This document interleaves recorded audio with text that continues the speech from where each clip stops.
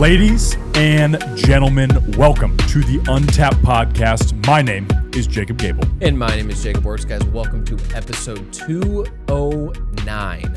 If this is your first time joining us, first of all, thank you. We're thrilled to have you here with us. We actually have 5 main formats of our show. So first, we have Forging Fortitude episodes. Now, in these episodes, we cover the mental side of our brand. In these ones, we go over our anecdotal experiences with things like mindset and mentality. We then pass on tips and advice to you guys to then apply to your own lives. Next, we have physical vitality episodes. Now, in these episodes, we really get to showcase our expertise because you have 2 certified personal trainers here. So in these episodes, we cover the physical side of our brand, which includes everything that we do and what we offer through our Untapped training, which is powered by the First Form Performance platform. In addition to that, we cover everything to do with workouts, the gym, nutrition, supplements. At times, we will take trending articles or topics within the fitness industry and give our thoughts and opinions on those. Now, again, that is our bread and butter, so make sure you pay attention. Nice work, bro. Excited for this one today. On to our third format, guys. That is our breaking news format. It is a current event-based format. We touch on current events, current articles going on in today's world. We touch on not the doom and gloom inside. We touch on the solution-based side to these current events on those. Our fourth format is our Knights Table format. It is a masculinity-based format. Masculinity is a massive piece of us here at Untapped. We put on men's workouts twice a month here in St. Louis, Missouri for that reason. Now, keep in mind, Mitch, our producer, myself, Wurtz here, we are not perfect men. The only perfect man to ever walk this earth is Jesus Christ, and we will never claim to be perfect men ourselves. On to our fifth format, that is what we have for you today, is a guest format. We sit down with entrepreneurs, fitness professionals, athletes, doctors, anybody with a great story, or somebody who brings you value of some sort. We learn a ton from these episodes. In turn, you will also learn a lot from these episodes. Now, our final thing to introduce before the main content of the episode is our producer and my brother, Mitchell Gabel. What's up? What's up, Mitch? None. As usual, we bring in the generally most handsome guest in the room. You know, typically. Well, I would argue that's our calling card as a podcast. Yes. The more handsome the guest is possible. Yeah. I think I think you guys Yeah. specifically find you know above us. That's just what the Google search is. It's just really handsome men. yeah. It's like, oh, this guy pulled up. Handsome men in St. Louis. You know, That's right. But see, your brother and Pop up I, someone else. we're sure to do that on your computer. Oh, So that doesn't show up on our Appreciate Oh, that it's one. his ads or something else right now. his search history is interesting right Banana now. Slings is going to be on his ad. That's guy. I hope my algorithm doesn't show that. Yeah, I hope for your sake, honestly, too. I'll be honest. Well, on that note, as Gable mentioned, we do have a guest episode for you guys. And if you didn't read the title, then you have no idea who it is. But we do have Ian Hutchinson joining us today. What's going on, dude? Appreciate you guys having me. Absolutely. Let's go, dude. bro. First podcast. So. Yeah. You So know, hype. we've It was actually Shatley's first podcast, too. Shatley, it was the Vosis Yeah. boys, it's Ian. It wasn't Will's first podcast, was it, Will Bates? No, I don't think No, so. I don't think but so I think either. there is another one. Like, we keep doing that, which is cool. It's always each one's a unique experience, a unique conversation. It's always cool to be the first for people. Well, you guys asked me to do it, 4 years ago? Was it 4 years It ago? was potentially probably 3 or 4. It was yeah. at least. I've it was, avoided yeah. them. I've gotten Sure. a lot of people And I reach remember you- out. I and I'm remember like, you saying nah, that. I'm not getting on a podcast. Well, it was a very respectful way you at first said it too, and I Mhm. remember, and we were like, "Oh, it's totally fine." Like, some people just don't want to go on podcasts. That's fine. Yeah. So, Yeah. and now the tune has changed. Here we are. Now That's he is. right. Now here he is, the one and only, Yeah. the Sprinter Van man himself. Sprinter Van Man. That's not right. yet. Not yet. It's Hopefully coming, soon, though. yes. Coming. We'll do a second episode on that. Yeah, right. Just the Sprinter Van. Yes. Yeah. From From the the van. van? That's Yeah. that As would it's be an driving. idea, actually. That's actually Wow. a cool idea. All right. So to start out, just tell a little bit about yourself, who you are, what you do, and then we'll kind of get more in depth on that. Starters, normal dude. So, I started as an entrepreneur, moved into full entrepreneurship. I dropped out of college, ended up finding a great company, had upward mobility. I went all in, So I went all in, ended up moving up through that company, started hourly, got to assistant management, district management, to eventually president, running the company. And then from there, I actually bought out a franchise of the same company, and now I'm full-time entrepreneur. Yeah. While being in that company, started real estate. So found a passion there, more a hobby. and we can dig into that later. For sure. 100%. You know, fell in love with it, ended up investing, grew a pretty nice portfolio within 4 years, got to about 77 units. And from there, just working on, being the best business owner I can be and, basically growing my companies. So it's been fun. It's been an experience, going from entrepreneurship to entrepreneurship. It's a lot different. Most people think like, oh, I was running this company. It's going to be the same as stepping into entrepreneurship, when in reality, it's a lot different. Yeah. So Yeah. And that company was? Supplement Superstores. There you go. Mhm. Yep. The one and only. That's right. That's right. So I guess let's dive into a little bit more detail then with the S2 side of things. So Okay. Timeline, how long did it take to go from hourly to president? What were kind of your roles in the president role?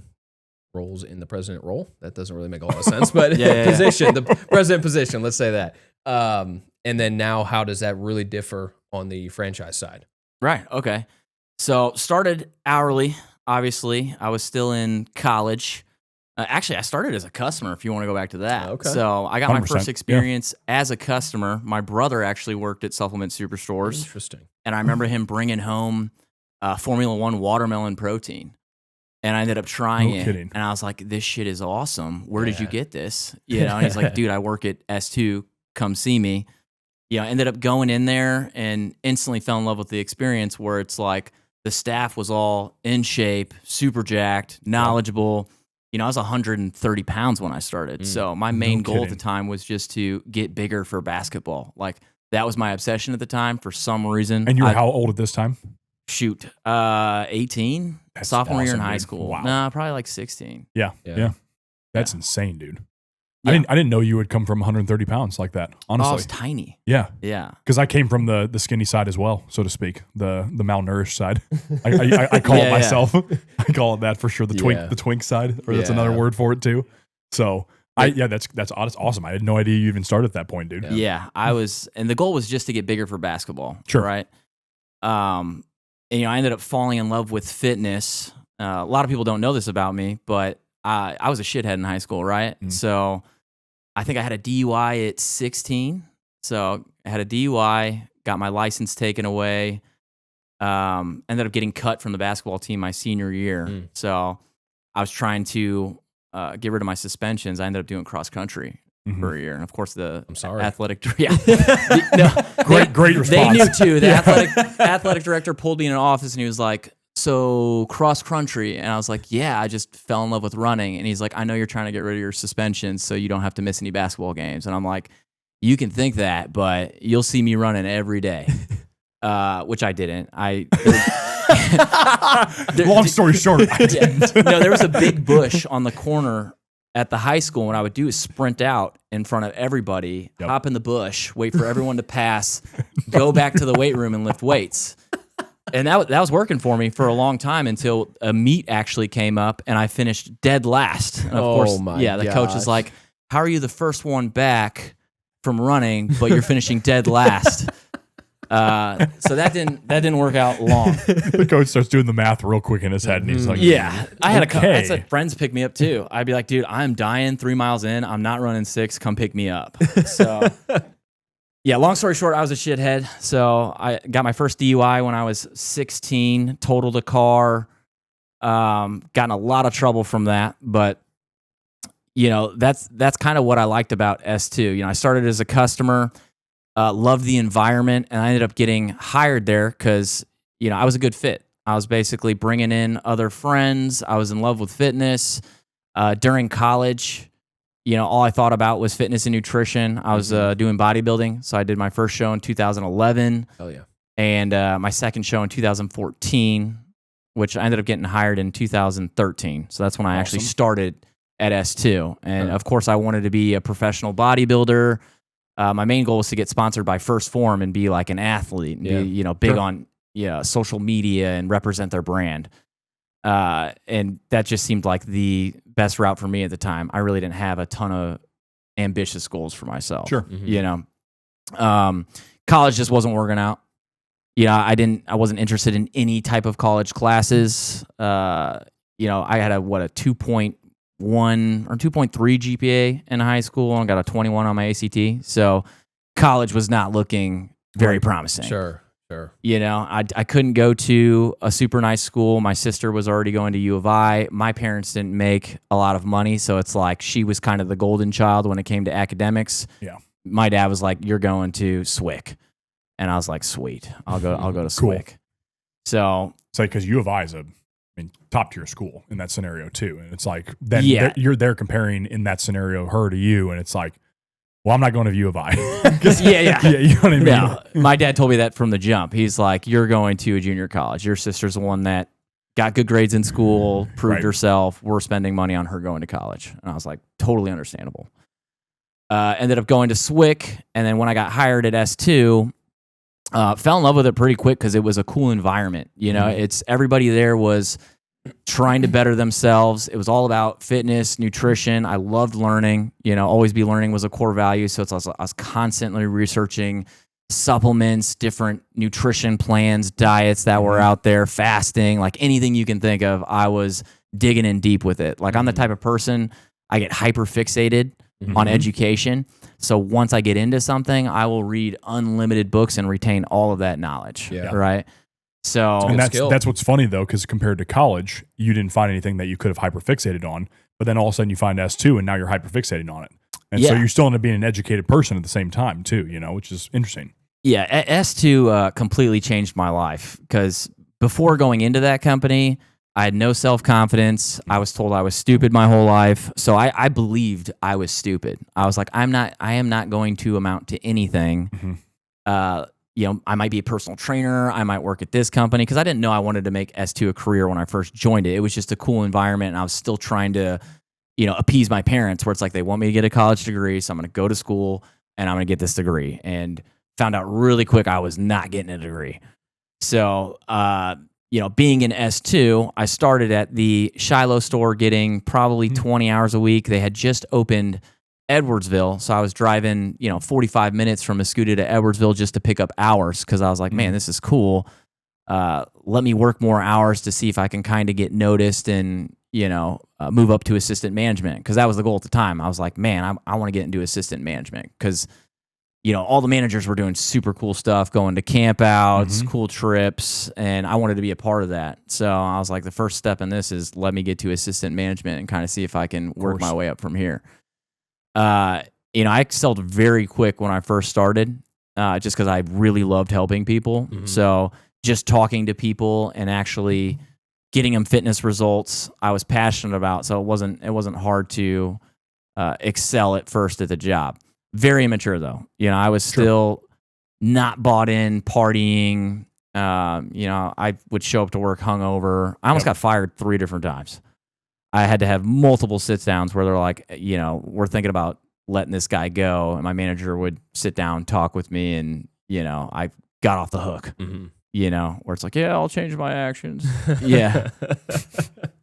And you did. Yeah, Eventually. Right. Yeah, yeah. Eventually. It took a minute. Yeah. Yeah. You know, it was, I started getting it really together after, it was really when I became a manager. Assistant management, I was really good, but I still, you know, I ended up working from Shiloh full-time. So eventually they had full-time hours. We're not going to get too into it, but there was some cultural issues in Shiloh and Edwardsville, and they had to fire both staffs, and they kept 2 of us. Oh, wow. So they brought over managers from Missouri to come run the Illinois stores. Interesting. Because they, as we call it, there was cancer there, meaning like just not following what the company was about, not aligning with our core values. So they cleaned house there. They kept 2 of us.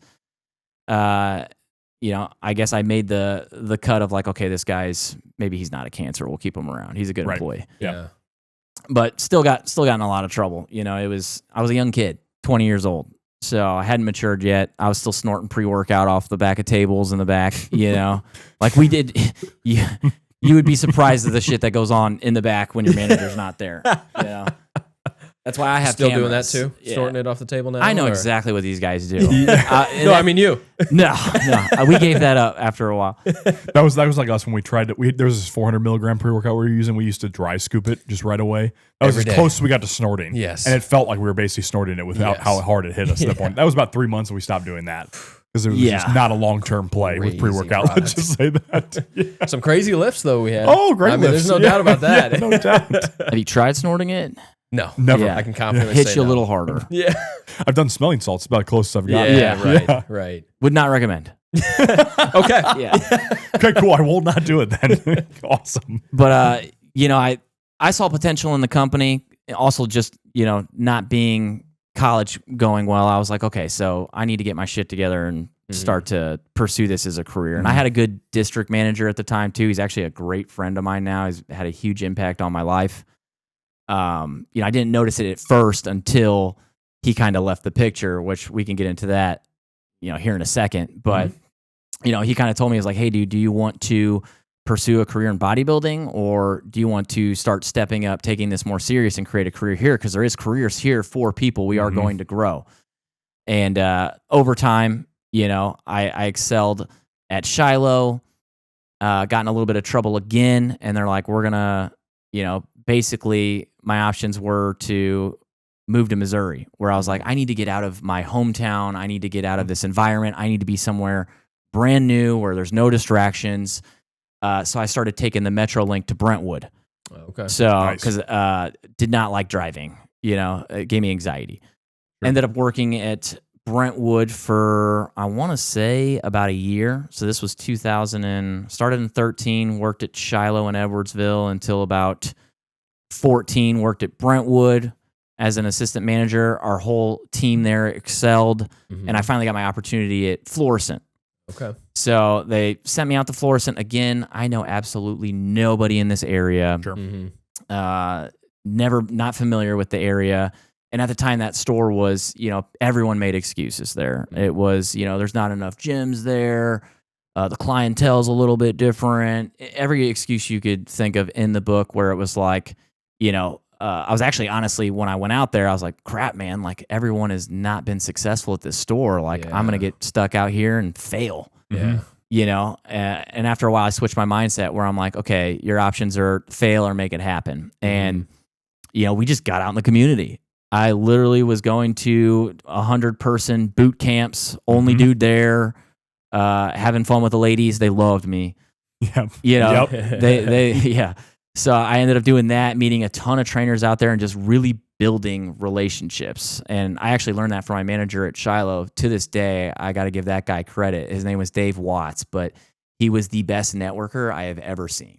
He got people to love him quick. He became their friend fast. And he took me around and showed me. I got to watch him do it. And to this day, networking is one of my best skills. And it's like, I didn't realize it at the time, but looking back, I'm like, man, that guy taught me how to network from an early age. Yeah.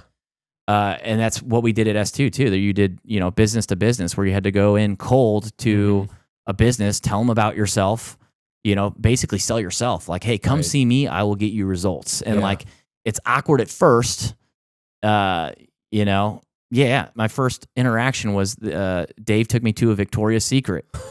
And I was not a confident dude at the time. And he's like, I need you to go in and go talk to these ladies. And I'm like, Dave, I'm a dude walking into Victoria's Secret. They just sell panties. And he's like, well, you're not there to buy panties. You're there to go tell them about S2. So go in there, and pushes me in there.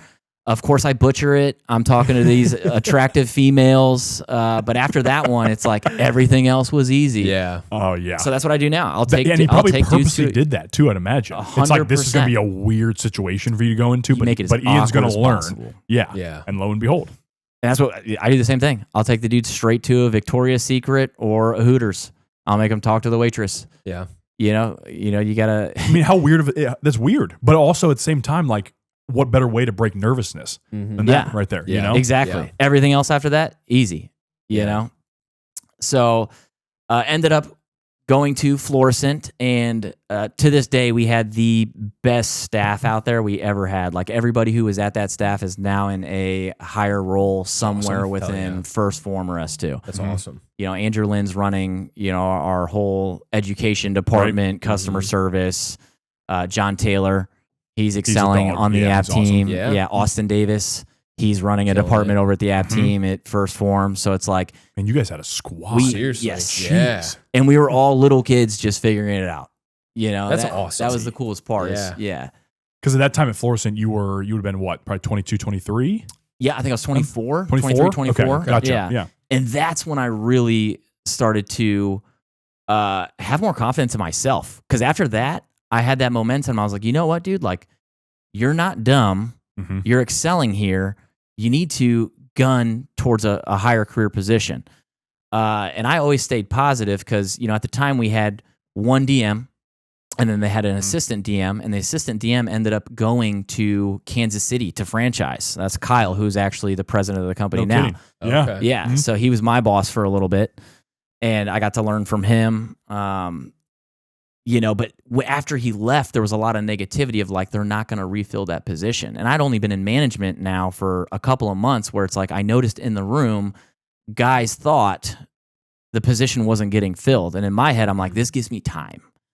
So if I can just work as many hours as possible, again, I got hyper fixated and obsessed with S2 and growing a career at S2. So I was working 70 to 90 hours a week. I'm like, if these guys are working 40, if I work 80, I'm getting twice as much done as these guys are, which is going to catapult my career. Yes. And it did. I just worked double the amount of hours. Nothing else mattered to me. Partying didn't matter anymore. I was never one to chase girls. Didn't waste my time with that. Everything was S2. I would wake up, literally go to work my shift, work out, go home, sleep, wake up, S2. And, I did that for a year and 4 months. And I excelled so much at that store. And, my guys under me were ready to take my spot, where it's like, if you can get your guys so good under you to take your job, it gives you career opportunity. Where at the time, Brentwood was like our massive big store at the time. Sure. And again, that store was, no one had been successful there. They had gone through 7 managers there. Really? And no one could figure it out. Where I'm like, okay, I called my DM. I was like, hey, dude, Andrew is ready to take my spot. Put me in Brentwood. I was like, I promise you, I'll get the job done. And he actually moved me over with Jay Algier, who, so he ended up working in the Legionnaire department at First Form. Gotcha. Okay. Yeah. And owns his own farm now. So, yeah. That's awesome. Yeah. Okay. That's his passion. Yeah. I definitely want to invest in his farm at some point, just because I try to, anyone who helped me get to where I am, I make sure I'm getting that dude somewhere in life. Love that. It's just That's like awesome. Shatley. Yeah. Shatley Yeah. worked so hard for me. I had to get that dude a franchise before I left. And I made sure I did it too, where I was like, I'm not leaving until this dude is where he needs to be, because he was like kind of the last guy that I was like, that was my dude. So I ain't going to leave him hanging before I leave and do my own thing. He's such a dog. He is a dog. Yeah, I Shatley's love awesome, Shat. man. Yeah. Former guest of the pod also. Season By the 2, way. episode 22. There you go. Man, you guys got all those memorized. Huh? Don't say you guys. It's him. Yeah.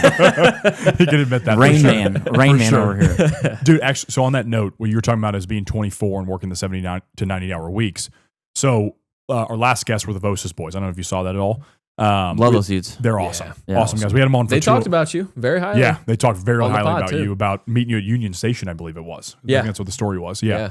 But it was episode 205, and it was so interesting talking to them about this because it kind of relates to the same thing you were talking about, that 79 hour weeks.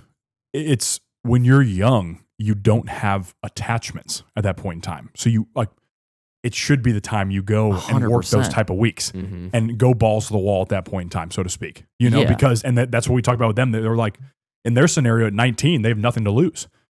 At 24, you had nothing to lose. It's like, I might as well go all in on S2. I'm hyper fixated on it. Let's do it. Yeah, you don't have responsibilities. There You you can go. live at home. Yep. Literally stack your money. And that's what I tell these guys to do, where it's like, work now.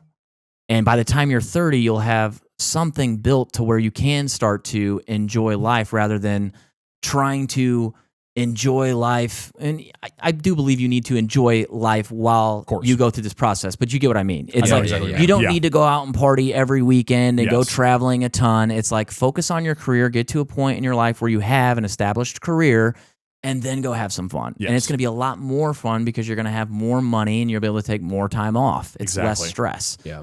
So yeah, if you're a young kid, like, you need to be grinding your 20s. Your 20s is for literally grinding and learning. Yes. Yeah. And that's exactly what I did. I got to learn the ins and outs of this business before I even bought the business. So, and that was the coolest thing, especially now where it's like, I got to do it on my own dime, Right. Then I got to use Andy and Chris's dime back in the day to learn a lot of bad mistakes. Sure. Right. Yeah. You know, I It's like, probably, that'll be on your guys' tab. yeah. And you don't think about that when you're not the business owner, but now course. I'm like, shit, sorry guys. You know, just some of the stuff, you know. You're sending them like apology texts every week or something like that. I'm so sorry, guys. Yeah. I'm sure I made up for it over time. I would say so. Yeah. So, you know, I was a manager and I ended up getting sent to Brentwood and I just did the same thing. I had the same mindset where I was like, they haven't filled this DM position yet. I'm going to work literally 80 to 90 hours a week. I didn't leave the store. I was there 9 to 9. I made sure the guys were trained. I watched every interaction. I made sure there was an amazing customer experience because that's what it was missing. You know, it was that amazing customer experience every time you come in for every single person. And I just watched and I made sure those guys did that. I held them accountable. That's what I like about S2. It's not rocket science. It's just discipline and consistency. There is no magic thing you can do to grow the business, but get people results and give them a wow experience. Yeah. That's it. It's because the two people will things. talk. Yeah. They'll talk. They'll talk to their family. They'll talk to their friends. All that, and it'll grow on its own in a sense. You know. Yeah, exactly. So we excelled at Brentwood. It was at the time, you know, Brentwood hadn't seen the light of day in forever, and we were the first staff again to do that, kind of like at Florissant, where it's like now all the guys who were at Brentwood ended up going and managing stores and becoming successful there because it's like we spread out that talent to make sure we can give that experience in every single store. So excelled at Brentwood, and then one day I just got pulled into an office. It was, you know, Andy's right-hand man who was running S2 at the time. His name was Jason Kane, a phenomenal leader. That dude pushed me more than scariest man alive. But, well, no one knows him like I do, but because people now, I'm like, yeah, he was the scariest dude alive to work for. And they're like, Jason? He's like the nicest guy ever. And I'm like, man. I was like, unless he completely changed the leadership style, like that man, if his name popped up on my phone, like instant, like, what did I do wrong? Yeah. You know, because he only called when something was going wrong. Yeah. And taught me so much stuff. But, you know, he slid a paper. He brought me and the DM at the time in the office, and he slid us both a paper. And I was like, what is going on? We flip over the paper, and it's the district split into two. And I was like, oh, shit. And he's like, this is your district. This is your district. Because at the time, and I understand it now, one DM for... That's a lot. Yes, it's not possible. I was going to say. It's not possible. He was also doing operations work at the time. So he was doing not only operations work, he was running, 13 stores, had a wife and kids. I'm like, oh my. I don't know how he even did it as long as he did. And that's why I have ultimate respect for the dude now, just because I'm like, man, if you did that, you are a dog. Yeah. For as long as he did it. And now I understand why the dude looked just like he was just stressed all the time. And like I said, today, one of my best friends, I call him when I just need life advice because he gives me such good life advice. Or even sometimes I call him for S2 stuff where I'm like, that dude taught me every situation and how to handle it, because he had seen everything where it's like he had an answer for everything. And so I ended up DMing.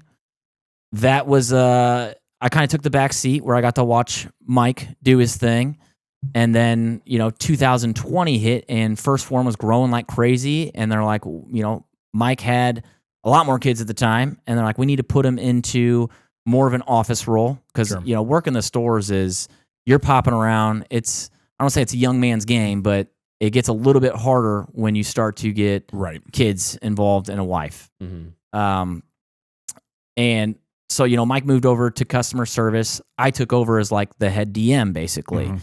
And I'm like, they're like, who's the next best dude to replace you? And I'm like, I got this young kid who's got a lot of potential.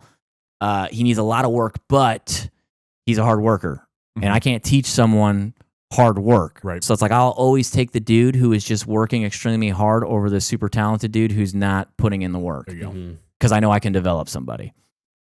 Chuck Shatley, you know what I mean? And that's how Shatley basically became my best friend. And, this was 2020. So it's like, I remember COVID happened And they pulled us into a room again. And they're like, hey, guys, we don't know if we're going to be essential. So you and Shatley might have to drive around battle wagons with supplements and deliver. And we're like, whatever we got to do. We were totally prepared to just drive around supplements. Ended up being essential, which was good. It's huge. But, the stores did slow down a ton because people were, afraid. We had to wear masks and gloves, and all of our stores smelled like bleach. So we were following all the protocol, And looking back, we were just as we know, those are very effective protocols. Yes, right, yes. It was So extremely effective. deadly. Yeah. Yes. Yeah. Could have killed all you guys, actually. Absolutely. Yeah. I'm glad I survived. I can't believe the whole store wasn't dead, honestly. Each one. Yeah. Really. That's crazy. To be honest We with have you. a survivor in our COVID survivor here. Yeah. Oh man. And we, So of course, you guys know Andy, so it's like Oh, yeah. he was not about it. Really? Yeah, yeah, he was pissed. He told news to everybody me. It's a too. revelation. Yeah. I was not worried one bit, but I don't think any of the guys probably were. no, Right. we Right. never. So the COVID thing happened. The crazy thing about COVID though is we ended up rallying and we grew even through COVID, which was crazy because like you would think most businesses would not grow through COVID. Like that was one of the coolest parts of my career was the back end of the year. Everybody rallied, things started to open back up, and we made it happen. Yeah. So that was because I hate losing to myself. That is one thing I cannot do is look in the mirror and be like, man, you lost to yourself. Year over year, where it's like you didn't get better in 365 days. Mm-hmm.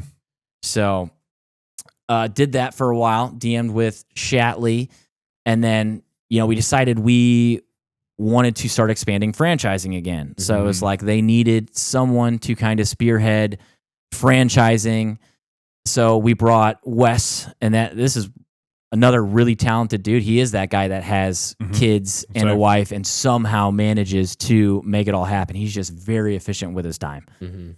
So we brought him in to actually DM, and then I kind of stepped into the president role. And at the time, we were basically kind of rebranding the stores. So I helped with all of the rehabs. We ended up doing the new concepts with the smoothie bars. Sure. I helped GC that. That was something cool. I actually learned from real estate was like GCing. South County's like the guy actually had to tell me to stop helping because he was like, hey, dude, this is my job. He's like, you got to let me do my thing. Where in my head, I'm like looking at all the costs and everything. And I'm like, man, I can do this. I wanted to do it myself. Sure. I wanted to do that project myself badly. But we hired out, the guy was phenomenal. He had done First Form's HQs. So Nice. he obviously got that job. Trustworthy source, so to speak. Yes. And me, it's like I had just started real estate in 2019. So it was like, did I have the experience to do it? Not really. That's one of those things that would have been like doing it on someone else's dime again. Yeah. Which, I would have made it happen though. Just what I know now. It's I don't want to say it's a difficult process, but you're basically just finding good workers and doing everything in order, planning out a budget, and making sure the work's getting done. That's a GC's job essentially. So ended up taking that president role where I got put into the office. We got the new S2 HQ. I was in the office. We launched that insider program. So that was a big thing we were basically just trying a bunch of new stuff, and that's kind of what you do in a business when you're trying to innovate and adapt. It's like, let's try out a bunch of new stuff and see how it goes. Yeah. So we put together a board with the Kansas City franchise, all of the executives at S2, and we were all just working on projects basically. I ended up helping with franchising and the training because it's like, okay, we need to streamline training to make this as easy as possible for when we sell these franchises. Like that was going to be my role, was like basically creating the training and going around and training these actual franchisees on how to do the job.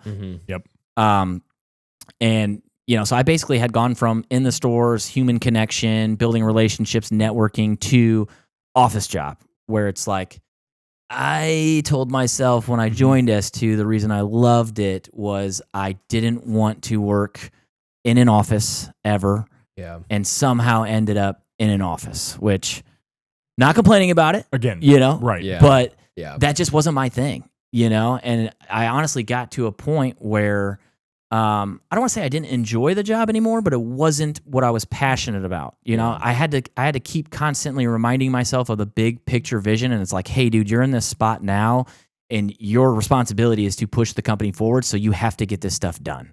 Right. And, I basically did that role until our first franchise ended up wanting to get out of their stores. They had opened barber shops, a meal prep company, and I could tell those guys, they loved S2, but they were starting to feel bad because they had too much going on to where like, hey, we love our dudes, but we can't give them the same attention you'd be able to give them to help grow their careers. It got to a point where it was like, they started to feel bad that they couldn't grow these dudes' careers because they were so busy focused on other businesses. Yeah. Gotcha. Yeah. And so they wanted, me to basically buy them out. Which this was probably 3 years ago they initially first came to me, and I was like, we'll probably have to cut this part out. But because they wanted to just sell me the Illinois stores at first. Sure. And I was like, nah, I'm not going to buy just Illinois. I want to buy all 6. So, it was all or nothing for me. I'm like, I'm either taking over your guys' franchise or I'm going to stay at corporate. So, they came to me and were basically like, hey, we want you to buy out our Illinois market. I held off on it, stayed at corporate, and then they came back, 2 years later and were like, hey, we'll sell you all 6. And I was like, okay, I will do all 6. So I ended up, cool thing about it is what I learned through real estate, actually helped me with the business acquisition of S2. And that was the cool thing. I've actually gotten more into my faith now where they talk about like God's timing. Yes. I was always so frustrated. Things weren't moving as fast as they were moving for me. And I lacked patience in a sense where I'm like, man, I need to grow my real estate portfolio quicker. Or I need to get into these stores and I need to start expanding a lot faster. And it's like, now I look back and I realized all of these things happened for a reason, and it was God basically teaching me the skills I needed to learn before he gave me the opportunity, which was cool to look back on now, where it's like the things I learned through real estate in terms of negotiating deals, seller financing, on how to acquire buildings, just how to network with banks and get them to give you the loans you need, how to leverage money. It taught me how to manage cash flow. Yeah. So it's like all of those things were business owner stuff. I didn't get to actually learn a lot of that through S2. I got to learn the whole ins and outs of the S2 business. I didn't get to exactly learn all of the back end things going on with taxes, basically the business side, where it's like cash flow management is the main thing that real estate taught me, because if you don't manage that good, obviously, you're going to get in trouble quick. Yeah, right. Yeah. Right. And I got to learn all of those skills being still the president of the company when I started investing in real estate. And I learned seller financing. And then lo and behold, they brought me this business. And I was like, you know what? I know how to seller finance. So like, I'm not going to straight up buy this business outright. I'm going to seller finance it or buy it from them over time. Yeah. Where it's like we agreed on some loan terms and payments, and I'm paying them back now for their business where I didn't have to come up with capital out of hand. Sure. And that's the whole goal of real estate is like you put down the least amount of money possible so you can go put the money in other places to invest it and make a return on all of your other money. Because if I would have just bought the business outright, there goes all of your capital. So now you don't have any reserves for a safety net. And also it's like your money is tied up, right? So if you can finance something over time and I don't have to put any capital up front, essentially, I can take the money I would have spent on the business and go allocate it in other places to go make money elsewhere. Right. So that's what I learned from real estate, and I applied that to S2, where I was like, that's where it kind of started to click for me. I was like, man, God kind of made me go through this in order to learn these skills before I bought that business. If I would have bought that business back when they offered it to me, shit, man, I would have not ran it efficiently at all. Yeah. I don't think I would have failed. I've never failed at anything in my life, but I would have struggled a lot more than I just would have struggled, basically. Yeah.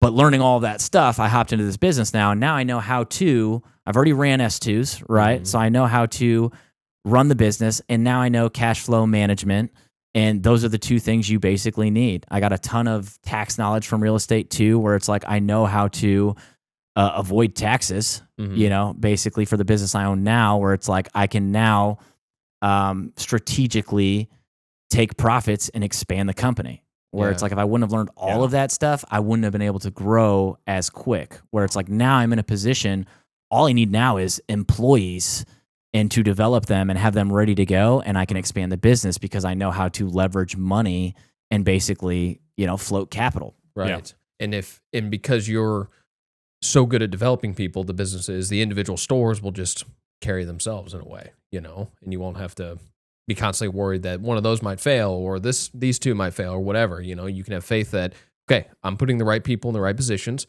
I'm training them properly. We're setting the standards properly. Those can, kind of flourish on their own in a way, Right.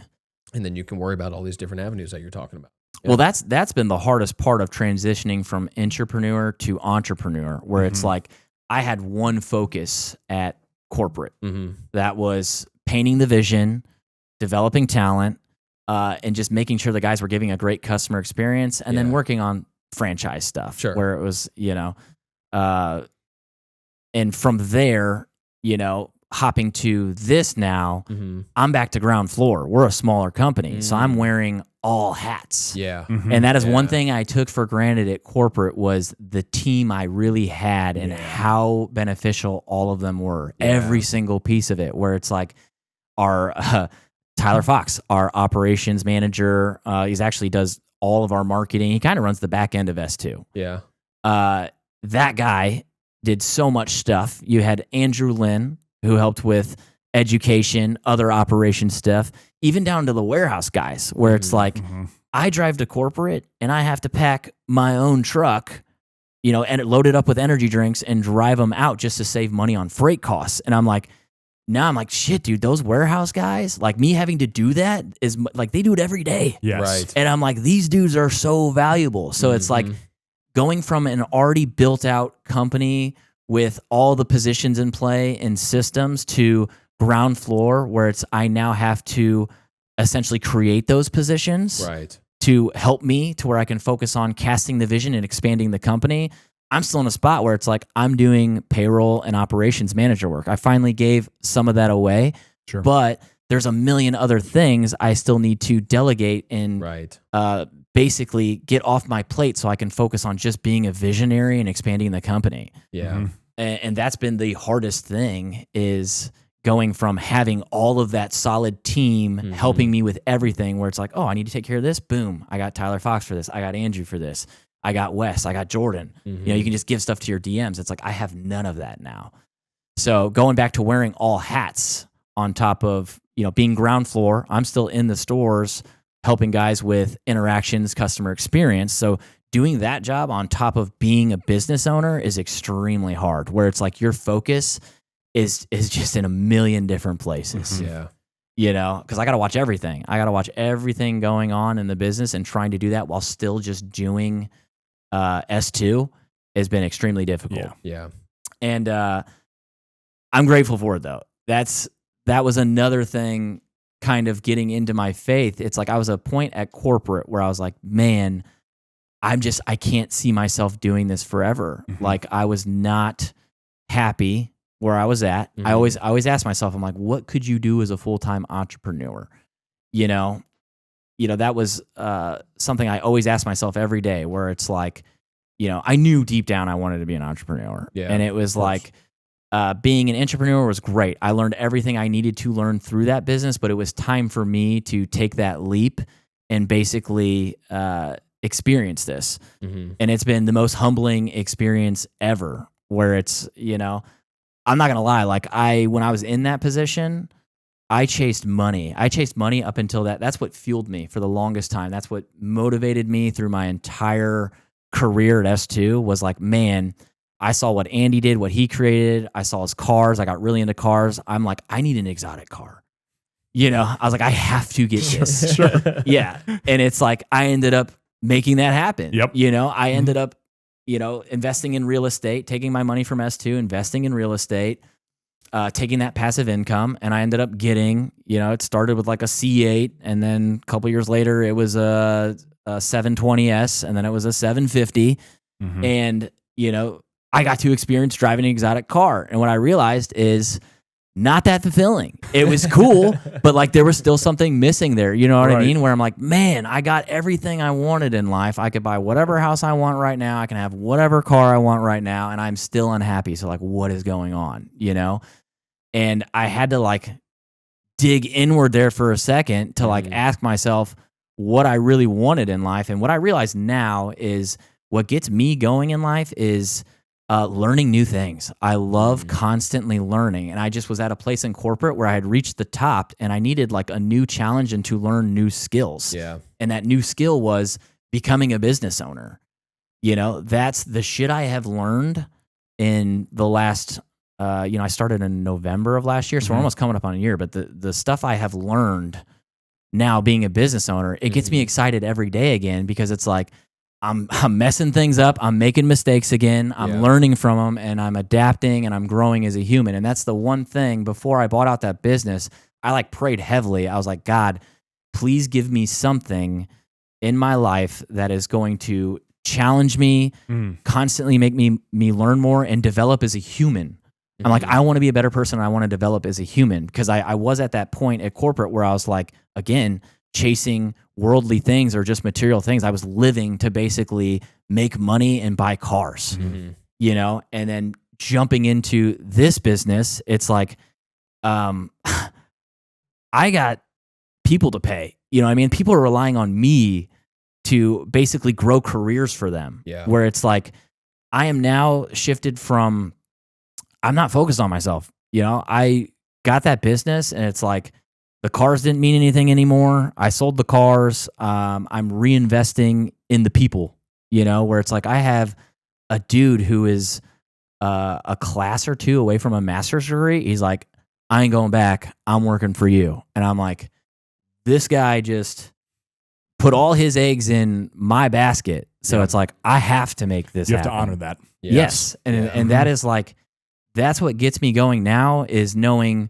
there's other young dudes who started like me at S2 that believe in what I'm doing now, and they're putting their eggs in my basket, and they're relying on me to basically create careers for them. So like, I have to make it happen. There's no other option, where it's like, that makes you a better human really quick, you know? And I've always been hard on myself too, where it's like, it's also a lot of pressure, where it's like, I constantly beat myself up, where I'm like, you know, again, when things aren't moving as fast as I want them to, I'm like, dude, you're not doing a good job. You're not a great leader. You tell all yourself these negative things. And it's like, you know, it weighs on you, you know? And I'll be honest, like taking over the business, I was like, man, I am not doing as good as I could do right now. Obviously right now, the economy is in just a different spot than it was back in 2024. Sure. You know, we all know that, where it's like the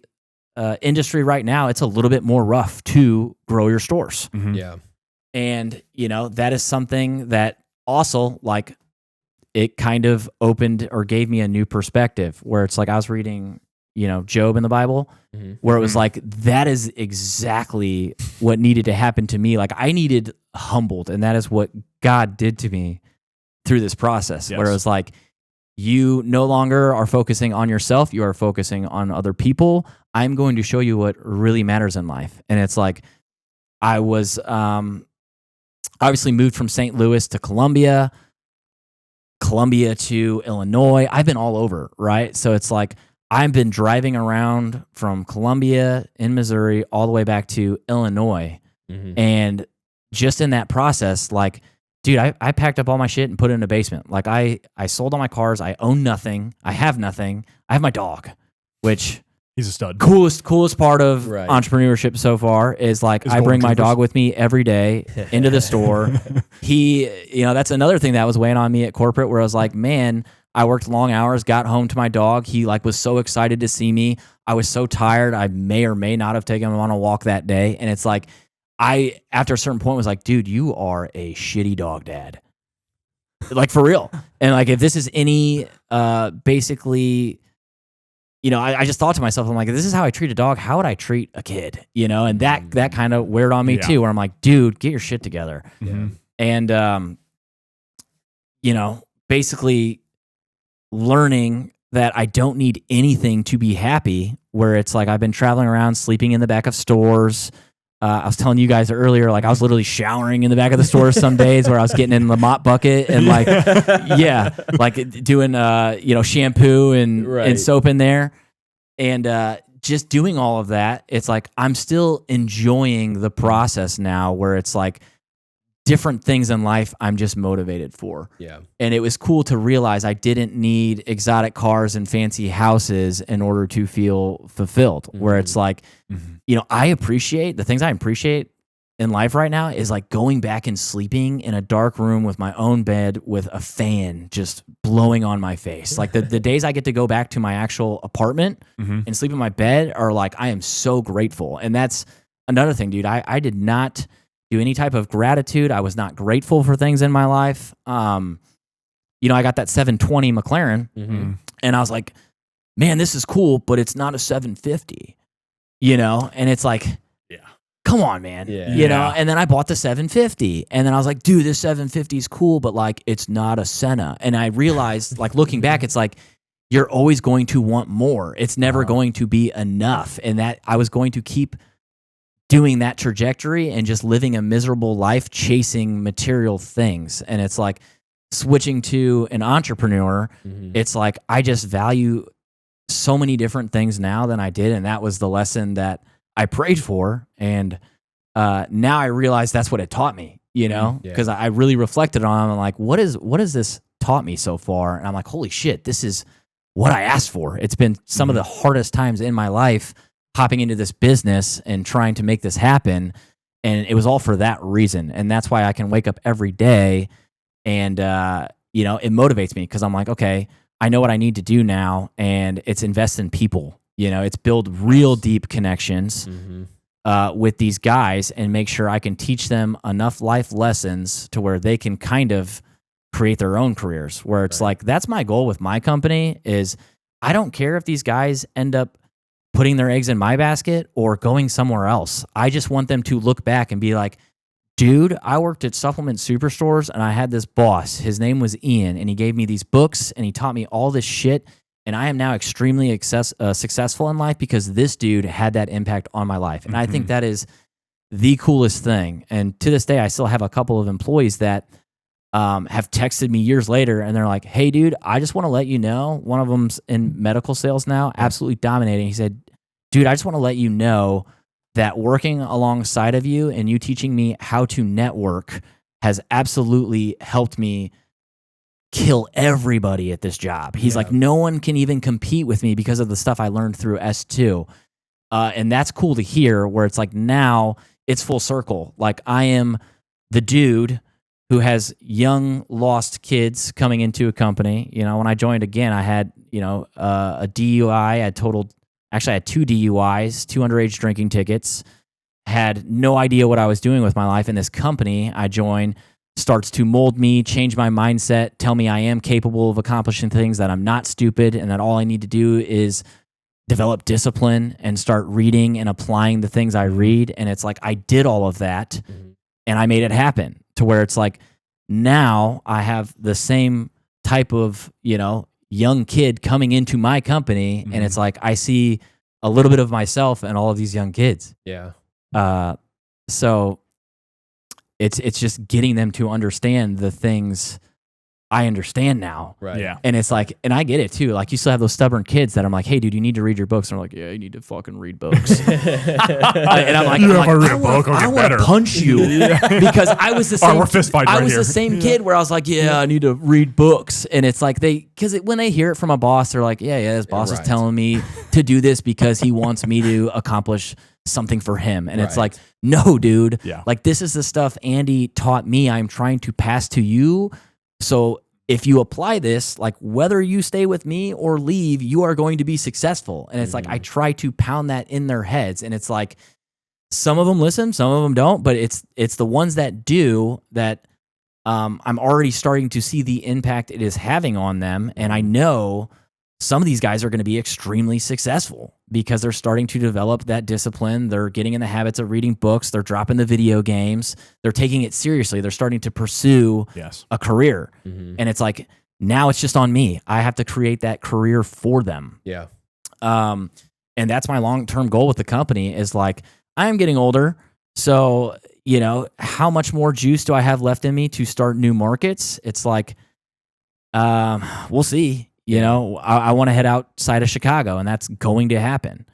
You know, it's just a matter of time and having the right employees in the right places and ready to go. It's like I need these guys to start developing the guys under them, developing themselves, and I can start pulling dudes. And what I'm going to do is, now that I know how to, again, leverage money, I'm going to open stores and give these guys opportunities to go run their own market, where it's like I'm going to take 2 of them, send them out, and I'm going to give them business coaching, where I'm going to teach them how to basically run the business. And I'm going to do that in the meantime too, but they're going to have a lot more questions when they actually go and start to go run these stores. Yeah.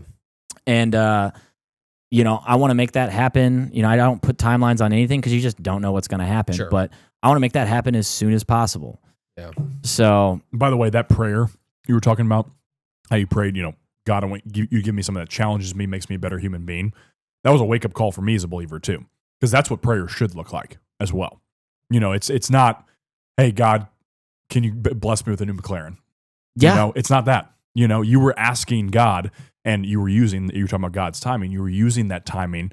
Then he was just teaching you, hey, Ian, I'm going to teach you some skills here that are going to make you this better human being. If you give me a little bit of patience, you slow down a little bit, so to speak. You still keep your foot on the gas pedal. Right. And then lo and behold, what do you got? You know? Yeah. And So it's perfect, dude. It's perfect. well, the crazy part at first was I was like, man, I am getting my ass kicked. And I'm like, this sucks. Like, this is like, I was going through it. You know what I mean? Where I'm like, I came into that, buying out that business, and dude, I was already in acquisitions of other businesses. I was looking at other chains in other areas because I was so confident in myself that I'm like, dude, I'm going to come in here. I'm going to cast a vision. These dudes are going to get behind this. We're going to grow like crazy. And then I'm going to go buy this next chain and send 2 dudes. And it's like, none of that happened. You know, and that was kind of the wake up call where it was like, I just wanted more and more and more and more. It was like, I want more stores. I want more real estate. And it's like, you know, that's, God needed to slow me down like a lot to where it's like, hey, again, dude, you're focused on just growing a business and you're not focused on people. You're not focused on fulfillment. You're not happy yourself. You need to find happiness in what you are doing. And that's what I'm doing now. And I did read a really good book that helped me mentally. It was called The Gap and the Gain, where it's like, I always was in what's called the gap, where it's like, I look at where I'm at now and the ideal version of who I want to be. And I was basically beating myself up that I was not there yet, you know? And this book gets you to start thinking from the gain, where it's like, I had never done this once in my life, like looked back and been like, hey, dude, you actually have accomplished something. Like I've always have felt, and I still struggle with it, where it's like, even now, I was like, dude, you really haven't done much in your life or accomplished much. You haven't really won big yet. You know, that's why I didn't come on your guys' podcast. I'm like, why do these guys want to interview me? Like, I have nothing to tell you. I haven't done anything worth talking about to where people are going to want to listen. You know, and now I'm starting to look at things through the gain, where it's like, okay, I started as a kid who had 2 DUIs, a 21 on his ACT, was told he was stupid his whole life, thought he was stupid, not accomplishing, didn't think I was going to accomplish anything, to I'm here now, where it's like, I have, you know, 6 retail stores now. I was a president of a company, worked my way up through hourly. I have, you know, 77 real estate doors I built from nothing, from just reading books and applying the books and the information I learned through, you know, S2 even. And, you know, that's something where it's like, I, in my mind, didn't think it was anything. You know, I was still like, dude, you need more units. You need more stores. It's like, I can now take a step back and look at what I've created. And I'm like, Mm. okay, you're not where you want to be, but dude, let's have a little gratitude Yes. for how far Yeah. you've come. 'Cause you're And not where that's you were. that's what's been helping me out mentally lately, is just like, and helping me, I don't want to say again, slow down, but you get where I'm going, where Yeah, it's like, of course. I'm focused on having fun now, dude. Like not that I didn't have fun through that process, but I really didn't get to enjoy it.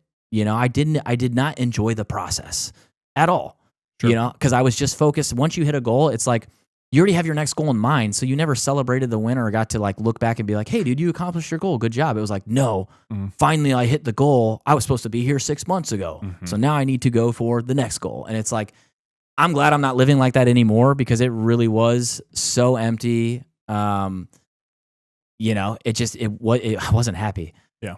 So being where I'm at now, where it's like, I accomplished my dream. My dream was always to just end up franchising an S2 and be a business owner. And it's like, I did that. Yeah. You know, I am where I used to dream of being. You know, I remember when I first joined S2 too, it was like, back when I was chasing exotic cars, I was like, man, I see these people driving exotic cars. That's like impossible, you know? And it's like, Sure. I made that happen too. Right. You see the price tag and you assume it's impossible. Yeah. Right. Because that's Honestly, just I what mean, you're we conditioned catch to ourselves think to that as, too. you know, a kid, where it's like, dude, only super successful, wealthy people get there. You know, it's, you know, my dad was a mailman. My mom was a substitute special ed teacher. So it's like, we didn't make a lot of money. You know, I didn't come from a lot, where my dad right away was like, hey, dude, if you can even go to school, get a college degree, make, you know, 40 to 60 a year, like, I'll be proud of you, you know? And that's what I was gunning for. Until I got to S2 and read a lot of the books, Magic of Thinking It Big, and started to get that confidence. And then I'm like, man, okay, I can actually achieve things. Like, I just watched this Andy dude, normal dude, achieve a lot. Sure. So it's like, if he can do it, I can do it, you know? Because I related with him a ton. He's always been like my biggest role model, and everything he's always said, I'm like, I am weirdly similar to the dude in terms of just how he's wired. Yes. There's a lot of similarities in the stories you've been, you know, describing here. Absolutely. Into what we've heard through all the years from him as well. It's very fascinating. And I don't know if that's because I've just worked for him so long that Potentially. could be an element. I mean, to he's that, just but molded me that much. Yeah. Or if But also, could it be the fact that, you know, it's a very, very good way to go about life? right. yeah, You know? Just in And it's general? that too. And it's not you like repeating his experience Right.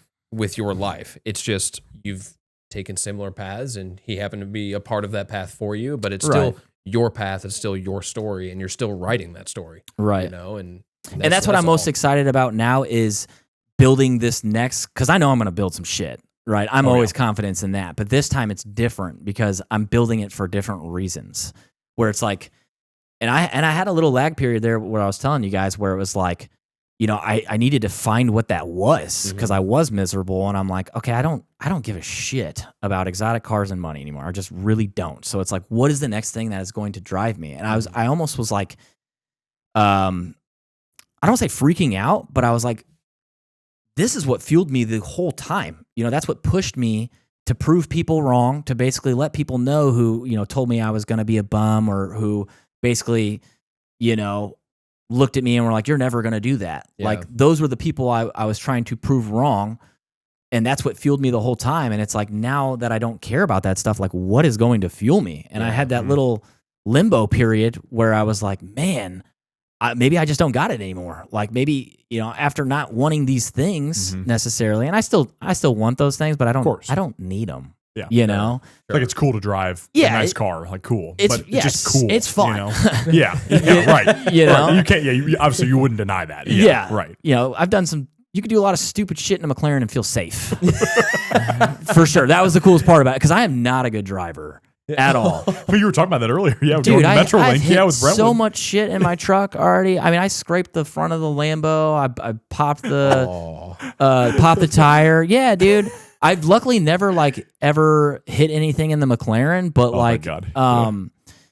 that was another sign too, right? So I had the 720, bought the 750. Was the 720 the green one? No, that was the 750. The 720 was the black one.